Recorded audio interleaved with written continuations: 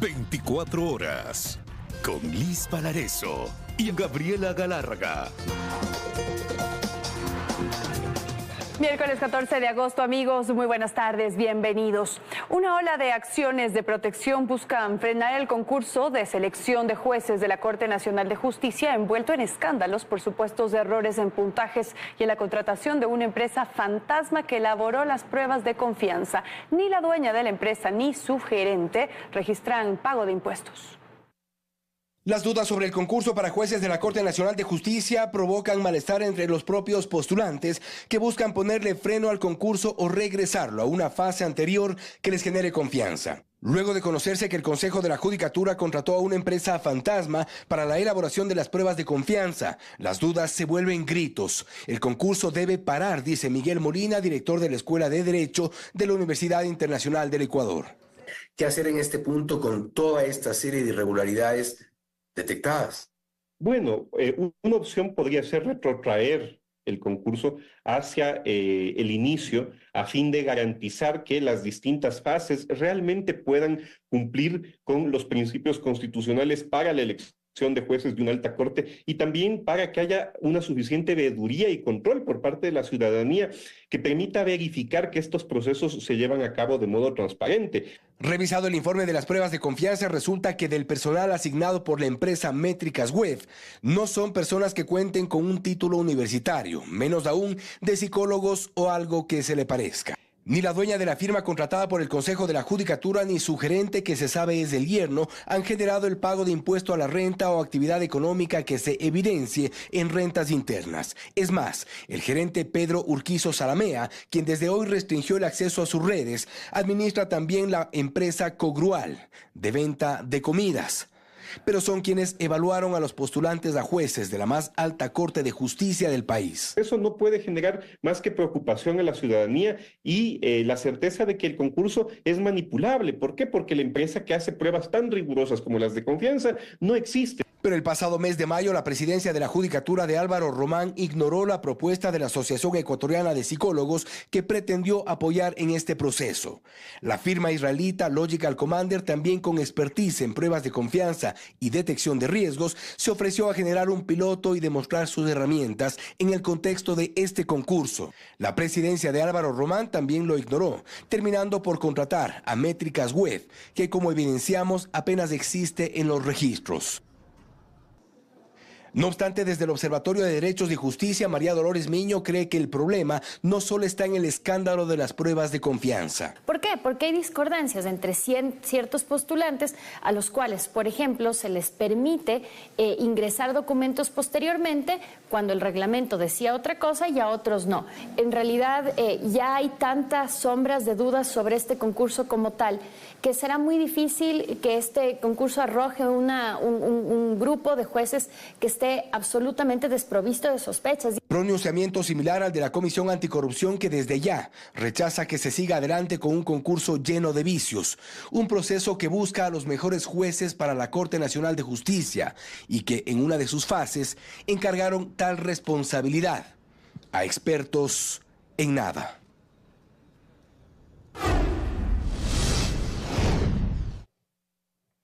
Los ministros cumplieron la disposición de no acudir a los llamados de la Asamblea. Este miércoles estaban previstas intervenciones en el Pleno de los funcionarios de Gobierno, Defensa y Turismo, pero no llegaron. Karen Aro recogió las reacciones de las bancadas legislativas y nos amplía los detalles a esta hora. Hola, Karen. Así es, ¿cómo están? Buenas tardes. En efecto, ninguno de los 5 ministros que fueron convocados a la Asamblea Nacional acudió. Esto causó el rechazo y la molestia entre las diferentes bancadas legislativas, pues aseguran que se cumplió la disposición que dio el presidente de la República de que ellos ya no acudirán a esta legislatura. Sin embargo, por ejemplo, desde las presidencias de las diferentes comisiones a los que estaban convocados, por ejemplo, Justicia, Gobiernos Autónomos y también Salud, aseguran que insistirán en esta convocatoria y advierten nuevamente que de no ser concedida estas comparecencias en las diferentes comisiones podrían derivar en juicios políticos. En el siguiente reportaje yo les cuento. Veamos. El presidente Daniel Noboa lo ordenó y este miércoles se cumplió. Ninguno de los 5 ministros de Estado que estaban convocados al Pleno de la Asamblea y las diferentes comisiones asistió. Por ejemplo, los ministros del Interior, Defensa y Turismo debían presentarse ante el Pleno de la legislatura, pero enviaron excusas y argumentaron estar en territorio. Informar que el ministro de Turismo, señor Nils Donsenpit, no se encuentra presente en el salón plenario. La primera comisión fallida fue la de Justicia, donde debía comparecer la secretaria jurídica de la presidencia, pero no llegó. Uno podría presumir de que la ausencia de la secretaria jurídica de la presidencia de la República el día de hoy a la comisión se da en el marco de las declaraciones desacertadas del viceministro de Gobierno. De ayer tenemos un discurso diferente del viceministro, no sé qué le está pasando, parece que se está olvidando y aún quiere ser el asambleísta. Él cuando sea asambleísta entonces no va a asumir su rol fiscalizador. Lo propio ocurrió en Salud y en la Comisión de Gobiernos Autónomos Descentralizados. El viceministro Esteban Torres fue quien dio a conocer la decisión del gobierno de no enviar a sus ministros al legislativo. Sin embargo, en agosto de 2021, cuando era asambleísta, esto decía en sus redes sociales al respecto. Los ministros de Estado tienen la obligación de responder las veces que sean ante comisiones y ante el Pleno de la Asamblea Nacional. Las veces que sean. La Asamblea no es ninguna comisaría de meros trámites de nadie. En lo digital queda grabado todo, a menos que se lo borre formalmente, ¿verdad? Y él dice en ese momento que es un total irrespeto que no vengan los ministros y funcionarios a la Asamblea a respondernos. Una decisión autoritaria, dictatorial de quien cree tener poder sobre la función legislativa. La jefa de la bancada de gobierno ADN, Valentina Centeno, no quiso pronunciarse al respecto. Lo que sí, las comisiones y el Pleno los volverán a convocar.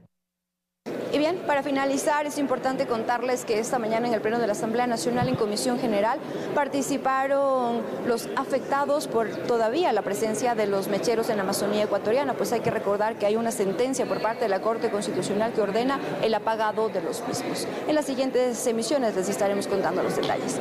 Es cuanto les puedo informar hasta el momento desde la Asamblea. Continúan ustedes. Buenas tardes. Buenas tardes, Karen. Muchas gracias por tu reporte. Y en un mega operativo en el Cantón Durán se detuvo a 24 personas, la mayoría funcionarios públicos del municipio de Durán, Cuerpo de Bomberos y de la Agencia de Tránsito del Cantón. Los aprendidos eran liderados por alias Negro Tulio desde la cárcel La Roca.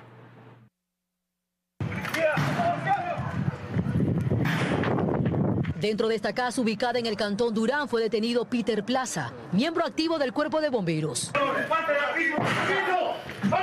Señalado por los agentes policiales como el brazo operativo de Julio Alberto Martínez Alcíbar, alias Negro Tulio, líder de la estructura narcocriminal Chone Killers, quien fue capturado en Panamá, extraditado a Ecuador, luego preso en la cárcel La Roca, desde donde fue sacado este miércoles para ser presentado como quien dirigía la organización delictiva integrada por funcionarios públicos del municipio del Cantón Durán, del Cuerpo de Bomberos y de la Agencia de Tránsito. ¡Alta policía! El megaoperativo de la Fuerza Pública arrancó a las 3 de la mañana de este miércoles. Empezaron allanando las oficinas del municipio de Durán, donde se realizó el levantamiento de documentos, en los que constan como parte de la nómina de empleados familiares de los integrantes de la banda delictiva Chone Killers. En donde esta familiaridad ya data de varios periodos anteriores, ¿no? Las relaciones o vinculaciones que tienen con los principales líderes de esta organización que en este momento han sido puestos a orden de la autoridad competente. De manera simultánea se allanó las instalaciones del Cuerpo de Bomberos. Ahí permanecían 18 miembros de la Casaca Roja. A todos se les retiró los celulares, mientras que un can antidrogas olfateaba los tanqueros y camionetas donde se presumía había droga. Bueno, la investigación nos ha permitido determinar de que los vehículos de estas instituciones públicas, especialmente del Cuerpo de Bomberos, estaban siendo utilizadas para el tema del traslado de drogas, ¿no? Incluso meses atrás se detectó que de una camioneta de esta dependencia escaparon los sicarios que intentaron asesinar a 2 policías de este distrito, donde a la fecha se reportan 285 muertes violentas. El alcalde de Durán, Luis Chonillo, expresó que en su administración brindará a la policía y fiscalía todas las facilidades que estén a su alcance para las investigaciones que se lleven a cabo. En total, 24 personas fueron detenidas, la mayoría funcionarios públicos implicados en múltiples delitos, desde tráfico de droga, lavado de activos hasta sicariato, extorsión y robo de vehículos. Además de Durán, también se cumplieron intervenciones en Daule, San Borondón y Pascuales.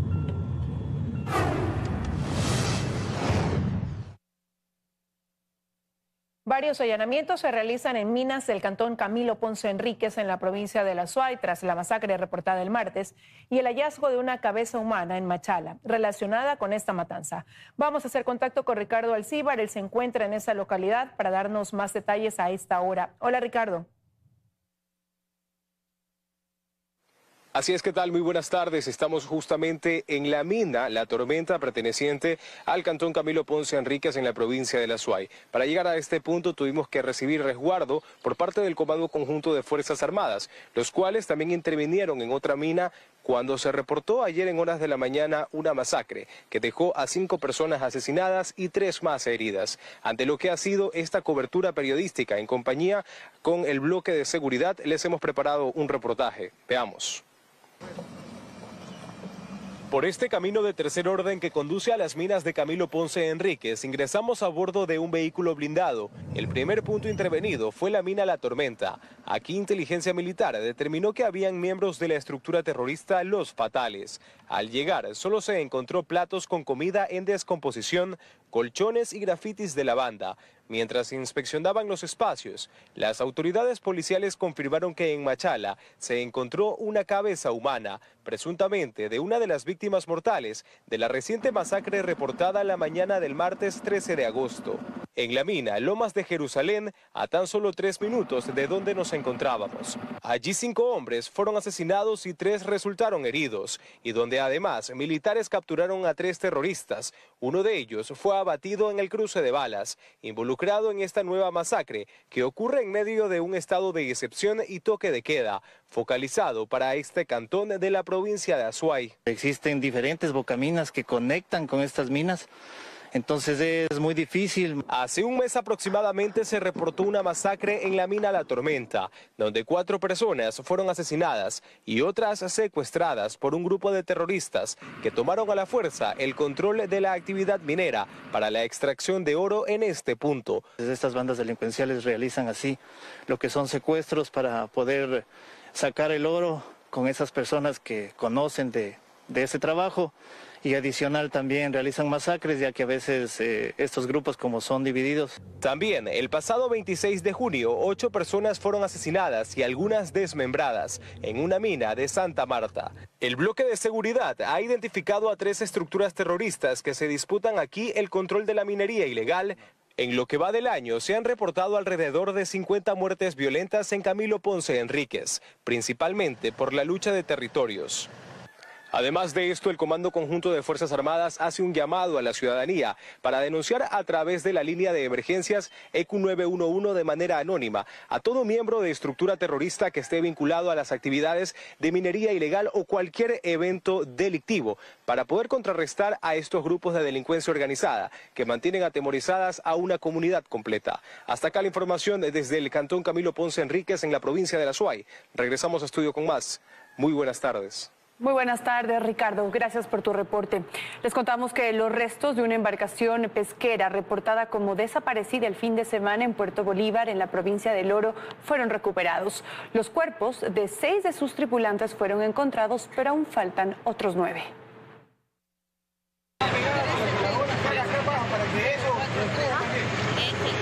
Es lo que quedó de la embarcación pesquera Conchita 4 que fue reportada como desaparecida el pasado domingo en Puerto Bolívar, provincia del Oro.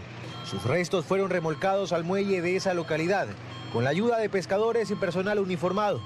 En el lugar aguardaban decenas, querían saber qué pasó y no es para menos. Se presume que la embarcación fue atacada por criminales.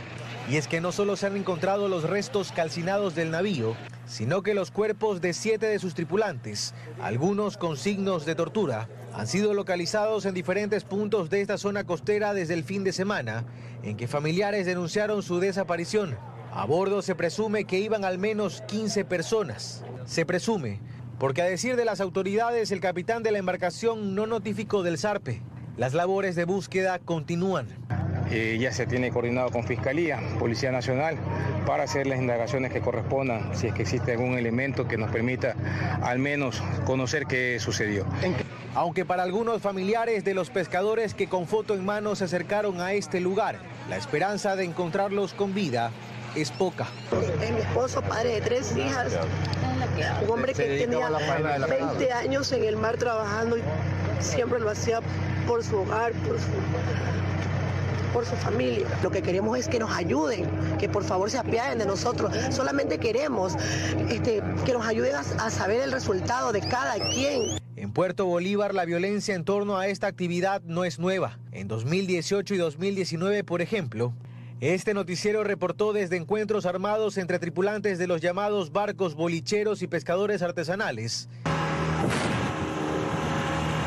hasta la penetración de bandas criminales como lobos y choneros. En 78 de los 221 cantones del país no se registraron muertes violentas durante el primer semestre del 2024. Y Galápagos es por segundo año consecutivo la provincia más segura con 0 homicidios. Expertos explican que varios cantones no están en la ruta del narcotráfico, por lo cual no han sido permeados por los grupos delictivos. La espiral de violencia en el país sigue siendo un tema alarmante. Sin embargo, hay lugares en donde el crimen organizado no ha logrado permear con fuerza. Según cifras de la Policía Nacional, en el primer semestre de este año, 78 de los 221 cantones no registraron muertes violentas. 45 de ellos están ubicados en la sierra, 9 en la región costa, 21 en el oriente y 3 en Galápagos, convirtiendo así al archipiélago en la provincia más segura del Ecuador. Todo el tema de la criminalidad, de la inseguridad está en la costa, porque es que ahí se distribuye todo el tema de la droga. Entonces, evidentemente, hay una lucha de territorios en toda la zona costera del país. Esto no ocurre en la sierra, porque la sierra, evidentemente, no es un paso justamente de la droga. Pero a lo que se refiere a delincuencia organizada o toda la dinámica del crimen organizado, no es considerado como indicadores fuertes para que sean considerados cantones peligrosos. Estos cantones considerados como menos peligrosos, contradictoriamente se ubican entre los más pobres del país. Por ello, los consultados consideran que no se debe perder de vista las acciones que el Estado pueda realizar allí para evitar que sean tomados por los grupos criminales. La zona costa estuvo muy abandonada y eso hizo que, como el Estado estaba ausente, los grupos criminales ocupen estas zonas, y esto nos sirve de experiencia para que en otras zonas del país no vuelva a pasar lo mismo. Entonces implica mucha política social desde el Estado. La idea es que justamente los jóvenes en estas zonas tengan varias opciones: beca de estudio, capital semilla para emprender, temas de innovación. Así también explican, es necesario trabajar en inteligencia. Identificar cuál es el talón de Aquiles de estos cantones que aún se encuentran en delincuencia común y que no pueden ser potenciadores para atractivo de estas estructuras criminales. Te refiero, por ejemplo, en Pastaza tenemos varios de estos cantones que aún no forman parte de la dinámica del crimen organizado súper fuerte, pero vemos que hay un tema de minería ilegal que puede ser un potenciador. En el primer semestre de 2024 hubo 3.037 muertes violentas. Según los expertos, el año podría cerrar con mejores números que en 2023, cuando se registraron 8.151 homicidios. Al menos 29 criminales de los más buscados, pertenecientes a 9 bandas terroristas, han sido capturados en lo que va del año. Especialistas detallan que la mayoría de los detenidos corresponden a mandos medios y no a cabecillas de grupos criminales. Este es el listado de los 11 objetivos militares y de los más de 70 criminales más buscados por el eje de seguridad en Ecuador y que fue publicado a mediados de abril por el gobierno. De estas listas, al menos 29 criminales de los más requeridos han sido capturados en lo que va del año. Entre los últimos detenidos constan Julio Alberto Martínez, alias Negro Tulio, señalado como uno de los cabecillas de los Chone Killers y que fue detenido a finales de mayo en Panamá. Y pese a estar en la cárcel de máxima seguridad La Roca, daba órdenes desde su celda a los funcionarios de Durán para cometer delitos como narcotráfico y tráfico de armas, según informó la policía este miércoles. En este año también se logró capturar en una vivienda lujosa de Manta a Juan Carlos Chulca, alias Chavalo, uno de los objetivos militares vinculados al narcotráfico. Especialistas en seguridad detallan que los otros 27 detenidos corresponden a mandos medios, más no a cabecillas de grupos criminales. Entonces, ¿de qué se trata el proyecto y el programa de los más buscados? Precisamente de ir por las cabezas. Esto significa que no estamos dando precisamente en el clavo cuando atacamos a la violencia criminal. Para Gallegos, el Estado también requiere de una política de contención para evitar que los criminales continúen liderando las bandas delictivas desde el interior de las prisiones. O peor aún, esquivando los controles de seguridad de los centros penitenciarios para darse a la fuga, como ocurrió con el líder de los choneros Adolfo Macías de Villamar, alias Fito, que consta en el listado de los objetivos militares de grupos terroristas y que continúa prófugo de la justicia. Hay una política ineficiente, hay una política que de alguna forma apunta a una solución parche y que no responde a criterios técnicos. Mientras que para el especialista en seguridad Miguel Guzmán, se requiere de un mecanismo de depuración en las filas policiales y en la justicia ecuatoriana. ¿Dónde está el delincuente? Pues esa actividad tiene que lograr responder. Esto mientras las autoridades continúan buscando a los demás objetivos militares y criminales más solicitados.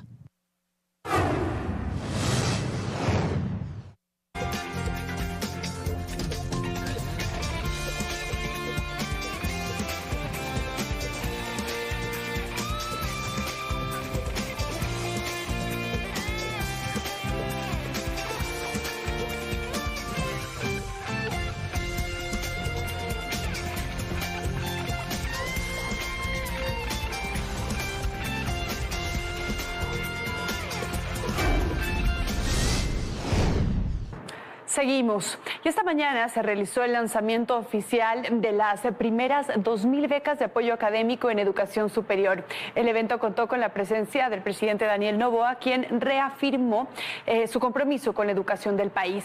Nuestro compañero Gregory Rosero está en la Universidad Luis Vargas Torres en Esmeraldas y nos cuenta más. Hola Gregory, adelante. ¿Qué tal, compañeros en estudios, amigos televidentes en casa? Así es, a esta hora yo me encuentro en la Universidad Técnica Luis Vargas Torres de Esmeraldas, donde hace pocos minutos arribó el presidente de la República, Daniel Noboa. Como ustedes pueden ver en pantalla, el día de hoy acá se llevó a cabo el lanzamiento de las primeras 2.000 becas de apoyo académico de educación superior. La prioridad sería en 2 provincias del país, Los Ríos y Esmeraldas, con un monto económico de $795 por periodo académico. Todo esto destinado para el sector público. Este evento ha contado con la presencia de varias autoridades de la provincia y también de varios ministros. Escuchemos las declaraciones del presidente de la República. Debemos de recuperar la fuerza y la esperanza de la juventud, de que pueden venir días mejores, preparándose, de que pueden venir días mejores, ayudándolos a estudiar, a conseguir un empleo, dándoles seguridad, y que sientan que este Estado, sientan que este país, que este gobierno está para trabajar por ustedes. La oportunidad que tenemos ahora es única. Este es nuestro momento de tomar todas nuestras herramientas y trabajar por el país que todas las familias ecuatorianas se merecen. Y bien, pues una de las beneficiarias agradeció al presidente de la República por la beca, ya que esta sería importante para la educación académica y también para esta provincia. Escuchemos.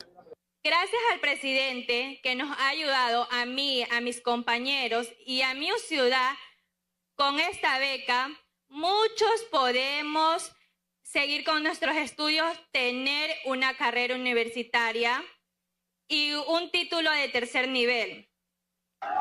Y bien, pues este evento estuvo lleno de alegría con la presencia de los estudiantes de la Universidad Técnica Luis Vargas Torres, también la presencia de Diana Jacome y de varios ministros de la República, al igual del rector de esta institución. No obstante, el presidente continuará con su agenda en otras provincias del país. Es la información que se genera hasta esta hora de la tarde, amigos. Ustedes tienen más en estudios. Una buena tarde para todos. Una buena tarde también para ti, Gregory. Muchísimas gracias. El gobierno ha contratado solo el 30% de los más de 1.000 megavatios que se necesitan para enfrentar el estiaje. Las convocatorias que se han realizado en su mayoría se han dado por emergencia. Son 341 megavatios los que se han contratado para enfrentar el estiaje. Esto pese que desde el mismo SENACE se ha advertido que se necesitan 1080 megavatios en firme de generación eléctrica. El alquiler del barco de generación en Brevey es uno de estos. De aquí se recibirán 100 megavatios. En cuanto a generación en tierra, se tiene la compra de motores eléctricos en Quevedo. Aquí son 50 megavatios. La compra de motores eléctricos en Esmeraldas, 91 megavatios más. La compra de motores eléctricos en el Salitral, que representan otros 100 megavatios. En total son 4 adjudicaciones por un valor de 352 millones de dólares. Licitaciones que no están subidas al portal de contratación pública, pero sí en la página de SELEC. Esto por venir de fondos de multilaterales, quienes también toman participación dentro de estos contratos. El único proceso que se ha declarado desierto hasta el momento es la compra de motores en tierra en Santa Elena, que sumaban 28 megavatios. Esto conforme a la resolución de contratos de emergencia a inicios de año emitía el gobierno, donde también se establecía que la delegación para estos contratos recaía sobre las unidades de negocios de SELEC EP Electro Guayas y SELEC EP Termopichincha. Debido al déficit de más de 68% de energía, Ecuador deberá mantener la compra de electricidad a Colombia, por la cual pagamos 33 centavos en garantías de un suministro estable. A esta medida hay que aumentarle la posibilidad de la realización de un plan de reducción de energía a nivel país. Y les contamos que los vocales del Consejo Nacional Electoral deberán ser reemplazados hasta noviembre. Esto a través del concurso de renovación parcial o por la titularización de sus suplentes, según indicó uno de los consejeros de Participación Ciudadana. Esta alternativa deberá ser analizada. Un nuevo Consejo Nacional Electoral será el que llevará adelante las elecciones generales de 2025, pues aunque no concluya el proceso de renovación parcial que lleva adelante el Consejo de Participación Ciudadana hasta noviembre, periodo en el que terminan los 6 años por los que fueron designadas estas autoridades, se abren otras posibilidades. De acuerdo al consejero Juan Esteban Guardera, serían los vocales suplentes los que deberían titularizarse. Es un tema ineludible. Si es que transcurre el plazo y no hay un concurso aquí listo, no pasa nada. Diana Tamain y compañía igual va a tener que salir porque sí hay autoridades ya posesionadas que todavía su plazo legal todavía no ha fungido. Esta alternativa deberá ser analizada ampliamente por el Departamento de Asesoría Jurídica del Consejo, pero aún no se ha planteado oficialmente. Para poder verificar, especialmente ir de la mano de la normativa, de la mano de los procedimientos adecuados para siempre tomar la decisión.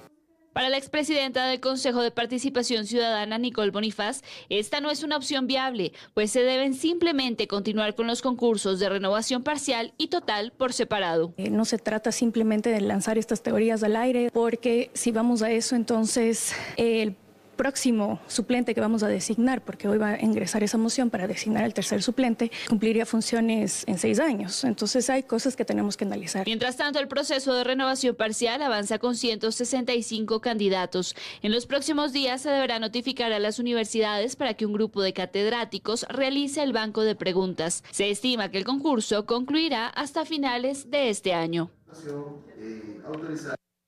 Katiuska Molina sería la candidata a la vicepresidencia por Pachacutic, según se definió este miércoles en sus elecciones primarias. Sin embargo, el movimiento podría concretar una alianza con Revolución Ciudadana, Centro Democrático y el Partido Socialista.